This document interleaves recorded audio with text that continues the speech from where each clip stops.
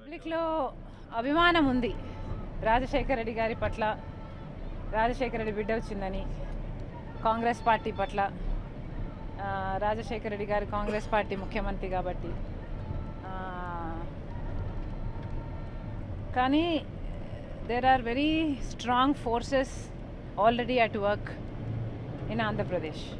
Already YCP అయితేనేమి, Telugu Desam party అయితేనేమి అధికారంలో ఎప్పుడో ఒకప్పుడు ఉన్న పార్టీలు కాబట్టి వాళ్ళ బలం ఎక్కువ. గత 10 సంవత్సరాలుగా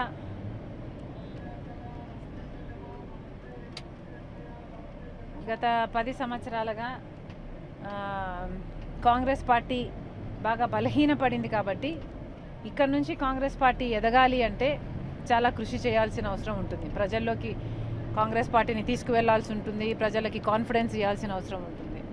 కాబట్టి ఆ ప్రయత్నంలో ఉన్నాం. కడపలో అద్భుతంగా ఉంది. కడపలో నథింగ్ ఎల్స్ మ్యాటర్స్. కడపలో it matters that I'm YSR's daughter. Rajasekhara Reddy బిడ్డను ఓడించరు అన్న నమ్మకం ఉంది.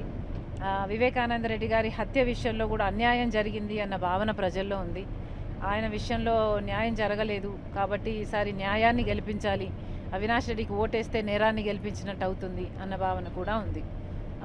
So I'm winnowing. ఇప్పుడు జగన్మోహన్ గారు నవరత్న స్కీమ్ కింద మేము 5 సంవత్సరాలు డెవలప్మెంట్ చేశాము, ఆ స్కీమే మమ్మల్ని గెలిపిస్తుందనేసి ఆయన చెప్తున్నారు.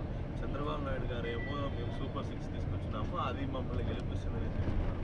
కాంగ్రెస్ ఎలాంటి ముందు కాంగ్రెస్ దగ్గరికి రాకముందు ముందు వీళ్ళిద్దరు ఏం చేశారో మాట్లాడదాము.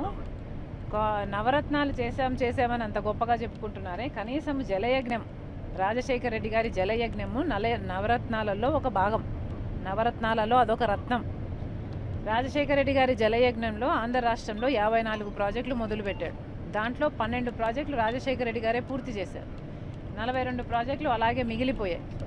మిగిలిపోయిన ప్రాజెక్టులు జగన్మోహన్ రెడ్డి గారి అధికారంలోకి వచ్చిన తర్వాత నేను వెంటనే పూర్తి చేస్తాను అని మాటిచ్చి, ముఖ్యమంత్రిగా మాటిచ్చి 1,41,000 కోట్లు అవుతుంది దీనికి ఖర్చు అని అంచనా కూడా వేసి పూర్తి చేస్తాను అని మాటిచ్చారు. 5 సంవత్సరాలు గడిచిపోయింది. 5 సంవత్సరాలలో ఇరిగేషన్ ప్రాజెక్టుల కోసం జగన్మోహన్ రెడ్డి గారు ఖర్చు పెట్టింది కేవలం 34,000 కోట్ల రూపాయలు. 42 ప్రాజెక్టులు మిగిలిపోతే రాజశేఖర రెడ్డి గారి అసంపూర్ణంగా వదిలి వెళ్ళిపోయిన ప్రాజెక్టులు 42 ప్రాజెక్టులు అయితే కనీసం జగన్మోహన్ రెడ్డి గారు కనీసం సగం చేయలేదు. సగం కాదు కదా, కాలు కూడా చేయలేదు. కనీసం 10వ వంతు కూడా చేయలేదు. కనీసం చంద్రబాబు గారు ఇంకా ఇరిగేషన్ వర్క్స్ కోసము ఆయన హయాంలో 74 కోట్లు ఖర్చు పెడితే జగన్మోహన్ రెడ్డి గారు 5 సంవత్సరాలలో ఖర్చు పెట్టింది 34,000 కోట్ల రూపాయలు. మరి ఈయనకు అంచనా తెలిసి, అన్నీ తెలిసి అంచనాలు వేసి మరి అంత తక్కువ ఖర్చు పెట్టాడు అంటే మరి ఏం చిత్తశుద్ధి ఉంది ఈయనకు? జలయజ్ఞం పూర్తి చేయాలని, నవరత్నాల మాట నిలబెట్టుకోవాలన్న చిత్తశుద్ధి ఈయనకి ఎక్కడుందనుకోవాలి? అలాగే చంద్రబాబు గారు కూడా సూపర్ 6 అయినా ఇవ్వచ్చు, సూపర్ 60 అయినా ఇవ్వచ్చు, కానీ అది కాదు కదా పాయింట్. ద పాయింట్ ఏమిటంటే మీకు 5 సంవత్సరాల అధికారం ఇచ్చారు.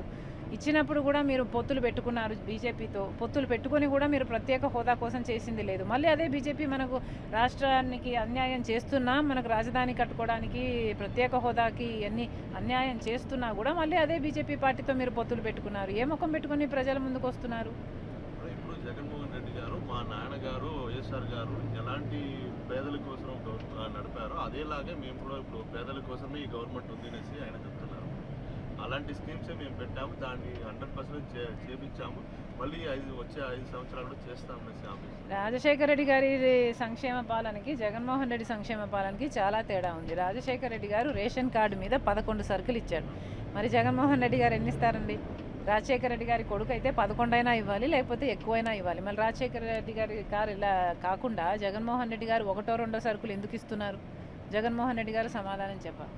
జగన్మోహన్ రెడ్డి గారి సంక్షేమ పాలన బటన్ నొక్కుతున్నాను అంటున్నాడే. జగన్మోహన్ రెడ్డి గారు ఇచ్చే దాంట్లో ప్రజలకు ఏది మిగలట్లేదండి.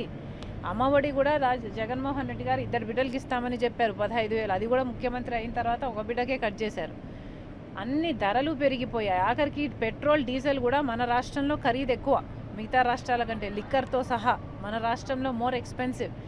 అలాంటప్పుడు మీరు కరెంటు ఛార్జీలు మీరు 7 సార్లు పెంచి, ఆర్టీసీ ఛార్జీలు మీరు 5 సార్లు పెంచి, అన్ని రకాలుగా మీరు భారం పెంచి మీరు ఇస్తున్నాము బటన్ నొక్కుతున్నాము అంటే మీరు ఇచ్చేది ఎంత? మీరు 100 రూపాయలు ఇస్తున్నారు, 1000 రూపాయలు తీసుకుంటున్నారు. మీరు మట్టి చెంబు ఇస్తున్నారు, వెండి చెంబు తీసుకుంటున్నారు జనాల దగ్గర. జనాలకు అర్థం కావట్లేదు అనుకుంటే మీరు మూర్ఖులు. ఇప్పుడు உடனுக்குடன் செய்திகளை தெரிந்து கொள்ள சன் நியூஸ் பெல் ஐகானை கிளிக் பண்ணுங்க.